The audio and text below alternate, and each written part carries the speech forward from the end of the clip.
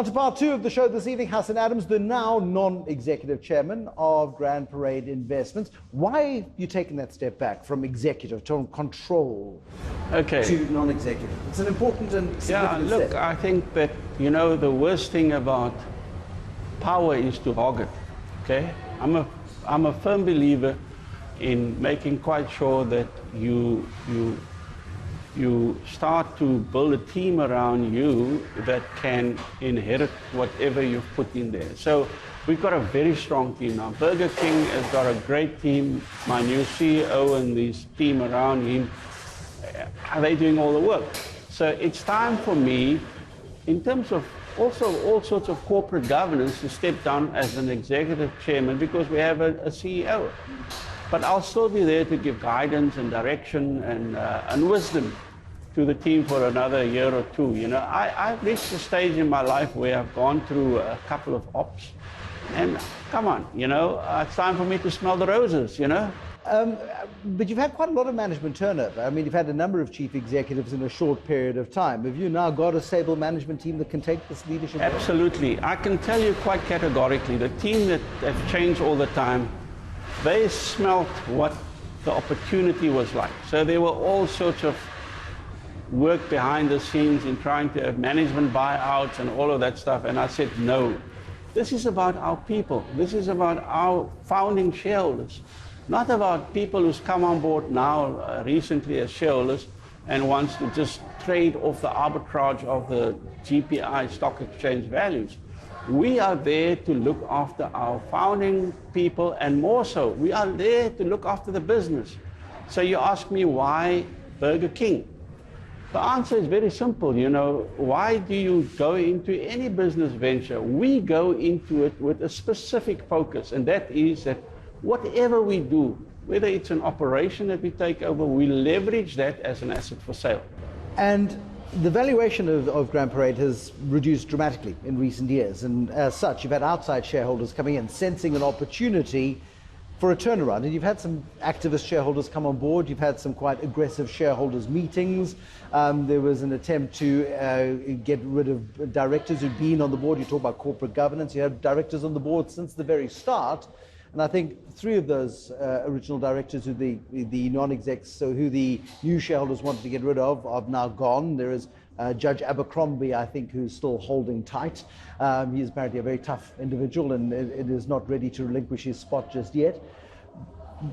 But there's been this activist attitude towards getting Grand Parade to realize the real value of Grand Parade. And you talk about wanting to look after the interests of the original 28,000 who've been whittled down over time.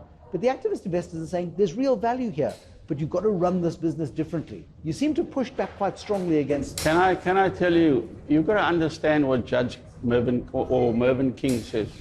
I don't know if he's a judge, but anyway, Mervyn. No, he was a judge. He was a judge for a while. But Mervyn King, the doyen of corporate governance. Yeah. There's an extract that talks about shareholders not being owners of the company. Yeah. They are participants in the company, but shareholders around the world have become far more activist against management teams they have seen as being less productive with their assets than they would like, and that's a normal, healthy process, isn't it? Shareholder activism is good, but they don't own the company. The company is a vehicle which has got no mind or soul or body.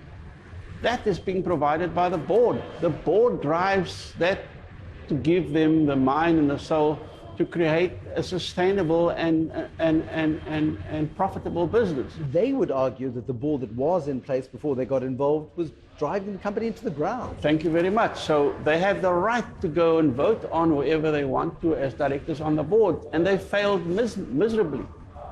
They've succeeded in getting 3 directors removed, and new They directors haven't. Let me correct you there, okay? They have not succeeded in getting anybody on board, because before they went on this journey to take us on, I offered them an olive branch. I said, guys, why don't I take 2 of your guys and we'll sacrifice 2 of our directors and start to grow it?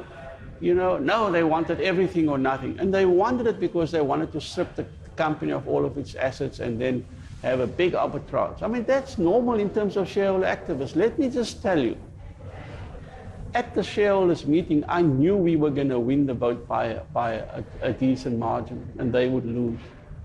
However, I looked in the interest of the company. I was the biggest shareholder, and guess who I voted for?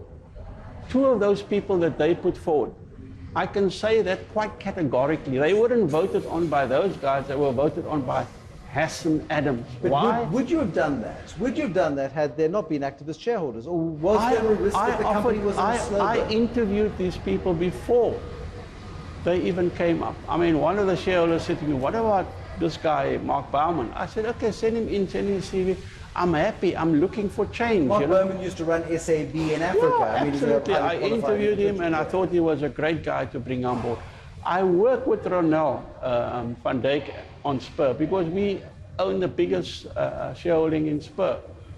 And I said to myself, she's a decent person to bring on board. Her knowledge of finance in the food market, you know, you can't find it anywhere. So don't tell me that it's because of them. I think it's because of one or two of them, and I took cognizance of that, you know, and really, I got sick and now we get shot down. I mean, it's a joke, you know. The company didn't pay a dividend last year. Okay. I mean, and that's usually a sign of either a company is holding on to cash for massive expansion, or there isn't cash to disperse. Okay, can I just tell you, I am not at liberty to tell you what's going to happen in the next 3 months. But watch the space. I'm putting a deadline on of 3 months. So 3 months to, let's call it before I would say, well, let's just say September. Okay. There's going to be something that's going to happen which will make you eat your words, okay? Is it a dramatic strategic shift? Is it Yeah, it is. more QSR? less Since QSR? we've come back, we are focusing, I can say this also to the public, we are focusing in turning GPI into an investment company. I was going to ask you that question because you've got your predominant businesses now is Burger King. You've got the stakes in SunWest and in the Grand Parade, and you've got a substantial more than 20% stake in Spur. You're looking to reduce your exposure to Burger King, bring partners into this business, which makes you an investment holding company. You're no longer going to be active managers then of the assets. No, that's exactly what we're trying to do. You know, I said to you earlier on, there's some mental telepathy that happens before because today there's a sense announcement that I'm stepping down, and here you come, and it's so appropriate that you're giving me this sort of audience. And I love talking to you, Bruce. You know me. So yes, you know, we listen to people, but you've got to understand, if we had to just stick to our casinos, and I don't want to tell you what the gaming assets are doing in this country. Go and have a look at it. It's not a happy place to be. It's not a happy place to be. And I don't want to shoot down my partners. They're doing a great job. NOS is one of the biggest performers of all the gaming institutions in South Africa. But we took it upon us to go into slots. From a 170 million rand investment, we turn it now into a 1.7 billion rand investment. We still own 30%. And we're going to, I don't want to say what's going to happen, but the point I want to make is that Burger King is also an asset for sale. In actual fact, we talk to our principals about that, and they bring in all sorts of private equity funds. I travel the world to go speak to them.